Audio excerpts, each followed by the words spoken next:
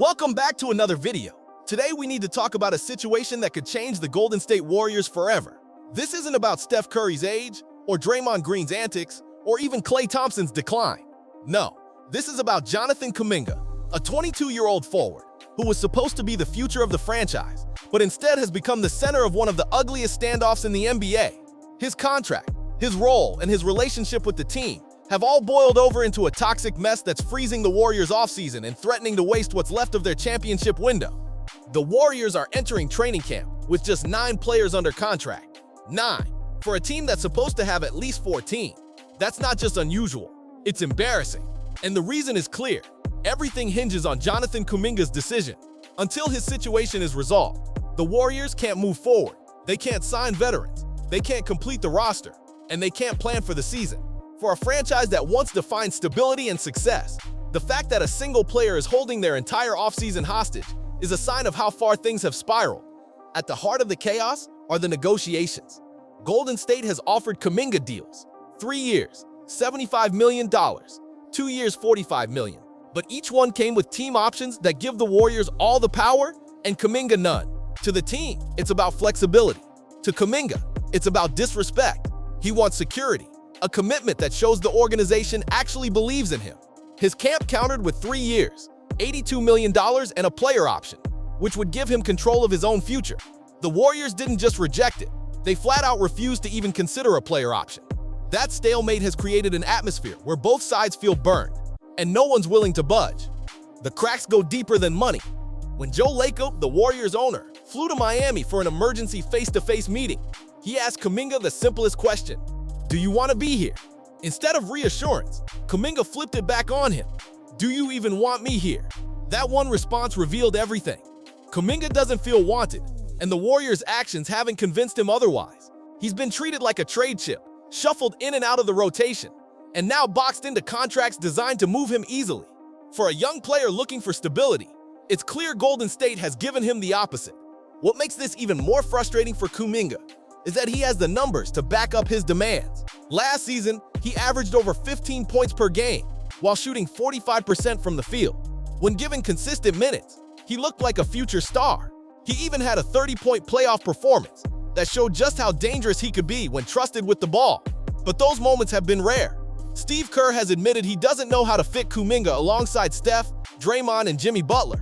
To Kuminga, that's just another way of saying he doesn't belong. And if the coaching staff doesn't believe in him, why should he tie his future to this team?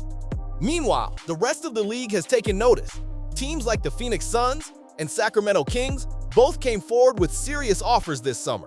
The Suns offered 4 years, $88 million with a player option, plus a sign-and-trade involving Royce O'Neal and picks. The Kings were willing to give 3 years, $63 to $66 million with a player option, plus Malik Monk and a first-rounder. Both teams were ready to hand Kuminga a starting role and 30-plus minutes a night. But the Warriors? They shut down every conversation. They refused to deal him, yet refused to commit to him. That's the definition of wanting to have it both ways. And it's left Kuminga stuck in the middle. Looking back, a lot of this might trace back to draft night in 2021. The Warriors had the 7th overall pick, and many within the organization actually wanted Franz Wagner. He was viewed as a safe, high IQ forward who could plug into any system and grow steadily.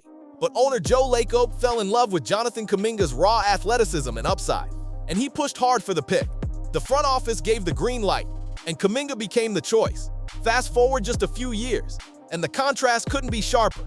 Wagner has become Orlando's franchise cornerstone, starting every single game he's played, averaging over 24 points, nearly 6 rebounds, and almost 5 assists last season, and already securing a 5-year, $224 million max extension. Meanwhile, Kuminga has been trapped in a limited role, shuffled in and out of Steve Kerr's rotations, and left to wonder if he'll ever get the chance to truly prove himself. The Warriors drafted a project in the middle of a championship run, and instead of developing him, they've kept him on a leash. That mistake is haunting them now. Because of that frustration, Kuminga is now seriously considering what no one thought he'd ever do: take the qualifying offer. That's just $7.9 million for 1 year, after which he would become an unrestricted free agent. In other words, the nuclear option. It's incredibly rare for players of his talent level to take this path because it means giving up massive guaranteed money. But Kuminga is so desperate for freedom that he's willing to bet on himself. The gamble is huge. If he plays well, he He can walk into next summer's free agency with teams like the Pistons, Nets, and Wizards, ready to throw max money at him. But if he gets hurt or his production stalls, he could lose tens of millions. Just ask Nerlens Noel, who once turned down $70 million only to end up on minimum contracts. But here's the difference. Kuminga is younger, healthier, and his gap in earnings isn't as massive as Noel's. He believes the risk is worth it if it means finally controlling his own career. For the Warriors, though, that scenario is a disaster. If Kuminga takes the qualifying offer, they lose virtually all leverage. He would gain veto power over any trade, making it nearly impossible to move him during the season. That means Golden State could be forced to watch him walk away for nothing next summer. Even worse, his unresolved contract has frozen the entire offseason. Veterans like Al Horford and other role players have been sitting in limbo because the Warriors can't finalize deals until they know where Kuminga's money lands. Every day this drags out, the Warriors roster remains incomplete. And remember, this is a team with 37-year-old Steph Curry, a group that already practices less than most teams to manage aging legs. They can't afford chaos, but chaos is exactly what they've created. And this isn't just about one player.